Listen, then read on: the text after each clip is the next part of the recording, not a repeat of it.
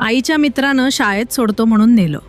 DP रोडवर car थांबवली आणि 13 वर्षीय चिमुरडीवर केला अत्याचार. पुण्यात आईच्या मित्राकडून 13 वर्षीय मुलीवर लैंगिक अत्याचार झाल्याची संतापजनक माहिती समोर आली आहे. शाळेत सोडतो असं सांगून कारमध्येच नराधमानं त्या चिमुकलीवर लैंगिक अत्याचार केलाय. पुण्यातील प्रसिद्ध DP रोड परिसरात ही घटना घडली आहे. लैंगिक अत्याचार केल्याचं कोणाला सांगितलं तर बघून घेईल अशी धमकी त्यानं 13 वर्षीय मुलीला दिली. ज्ञानेश्वर रायरीकर असं लैंगिक अत्याचार करणाऱ्या 29 वर्षीय आरोपीचं नाव आहे.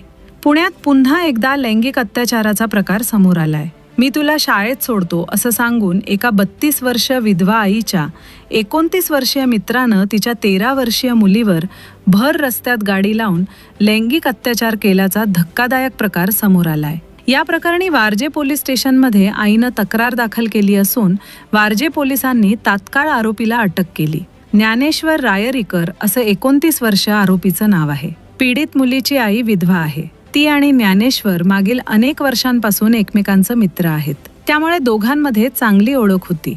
आईचा ज्ञानेश्वरवर विश्वास होता आणि त्यामुळे मुलीला त्याच्यासोबत फिरण्यासाठी परवानगी दिली होती. त्यामुळे मुलीनं शाळेत सोडण्यासाठी ज्ञानेश्वर याला बोलवलं आणि त्यानं देखील मी शाळेत सोडतो म्हणून सांगून तिला DP रोडवर घेऊन गेला.